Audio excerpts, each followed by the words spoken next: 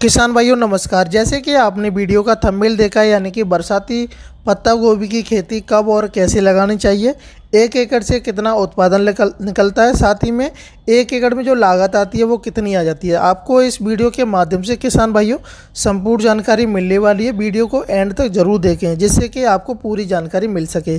साथ ही में किसान भाइयों वीडियो को डिस्क्रिप्शन में आप जाएंगे, वहाँ पर आपको उन्नत किस्में लिखी हुई मिल जाएंगी, आपको ईजिली से मिल सकती हैं किसान भाइयों। साथ ही में मैं हूं आपका दोस्त विजय और आप देख रहे हैं अपना YouTube channel VN farming. Channel पर पहली बार विजिट कर रहे हैं किसान भाइयों तो चैनल को सब्सक्राइब कर लें और घंटी वाले बटन को अवश्य दबा दें, जिससे कि वीडियो के जो नोटिफिकेशन किसान भाइयों सबसे पहले आपको देखने को मिल जाएंगे।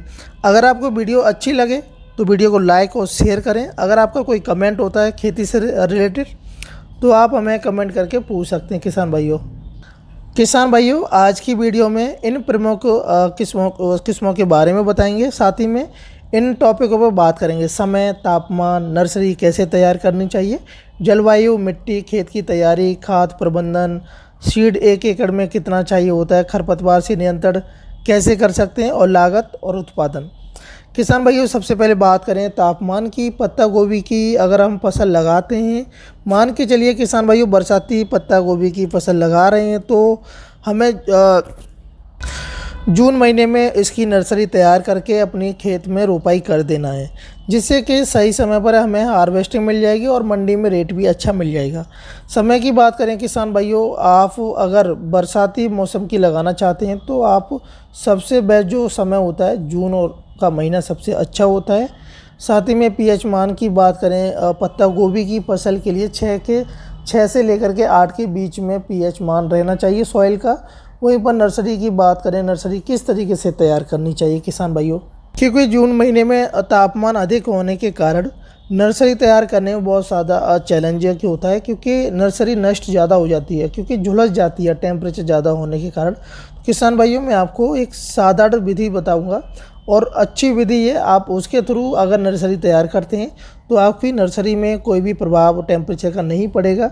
आपकी नर्सरी जल्दी से ग्रो भी करेगी, जिससे कि रोपाई के लिए समय से पहले तैयार हो जाएगी। तो जैसे कि हम नॉर्मली क्या करते हैं किसान भाइयों, क्यारी बना करके या फिर बेड बना करके नर्सरी तैयार कर लेते हैं। लेकिन किसान भाइयों अगर आप गर्मी के मौसम में नर्सरी तैयार कर रहे हैं तो उस समय आपको ये विधियाँ बिल्कुल भी नहीं अपनानी है। आपको मार्केट से प्लास्टिक की प्रो ट्रे परचेज कर लेनी है।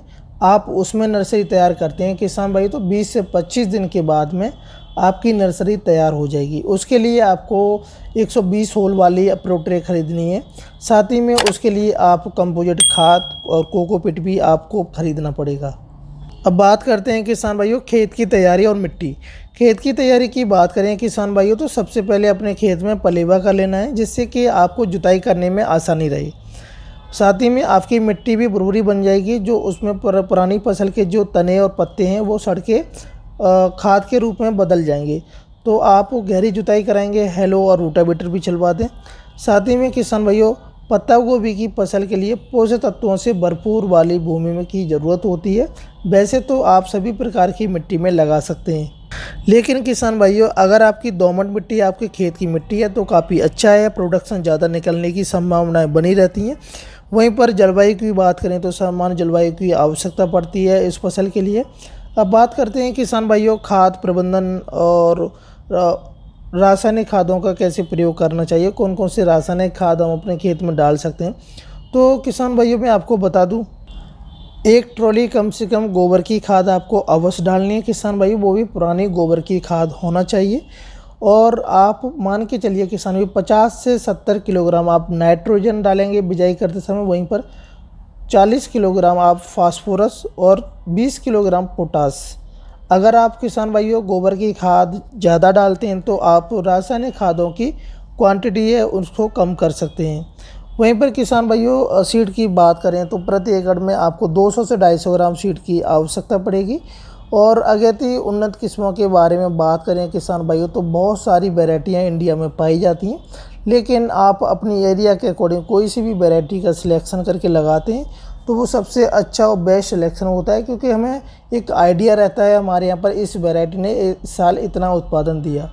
या फिर आप इस वीडियो के माध्यम से जो वैरायटियाँ देख रहे हैं किसान भाइयों गोल्डन एंकर के नाम से आती है, प्राइड ऑफ इंडिया के नाम से आती है, पूसा मुक्ता के नाम से आती है, मीनाक्षी हरी रानी। ये काफ़ी अच्छी वैरायटी हैं, इनको भी आप लगा सकते हैं किसान भाइयों।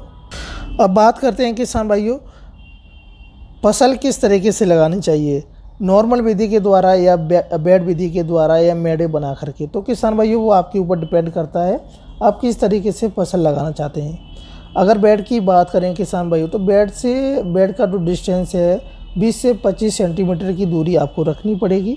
वहीं पर प्लांट से प्लांट की दूरी की बात करें 10 से 15 सेंटीमीटर आप रख सकते हैं। बेड की चौड़ाई किसान भाइयों कम से कम आप 2 से 2.5 फीट रखें, जिससे कि आप दोनों साइड से पत्ते गोभी की रोपाई कर सकें।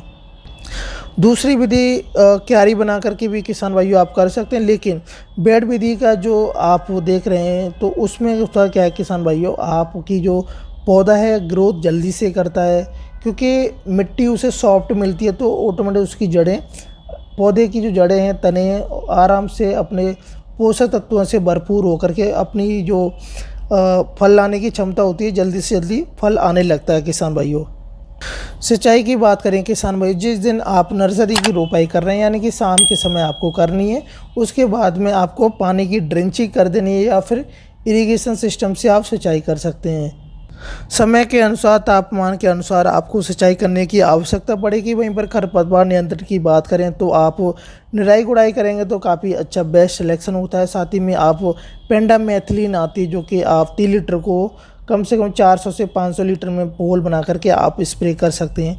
या फिर किसान भाइयों जैसे कि अगर आप मल्चिंग पेपर लगाना चाहते हैं, जो मल्चिंग पॉलीथिन आती है उसको लगाना चाहते हैं बेड पर, तो आप 18 माइक्रोन की आप मल्चिंग पेपर खरीदेंगे। वहीं पर सिस्टम भी ड्रिप सिस्टम होता है इरीगेशन, आप उसको भी लगा सकते हैं।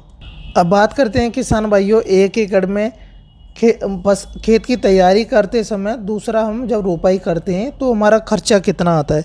किसान भाइयों खेत की तैयारी करने में आपका खर्चा 3 से 4 हज़ार रुपये का स्टार्टिंग में आ जाता है, अगर आप बेड बनवाते हैं मशीन के द्वारा। वहीं पर बीज की बात करें तो 2.5 से 3 हज़ार रुपये में आपको बीज मिल जाएगा। और सिंचाई वो डिपेंड करता है आपकी एरिया में क्या रेट चल रहा है सिंचाई का। अगर मान के चलिए किसान 3 से 4 हज़ार रुपये सिंचाई का हो जाएगा आपका। और फर्टिलाइज़र की बात करें तो आप मान के चलिए किसान भैया 2 हज़ार रुपये, 2 से 3 हज़ार रुपये का फर्टिलाइज़र आप डाल सकते हैं।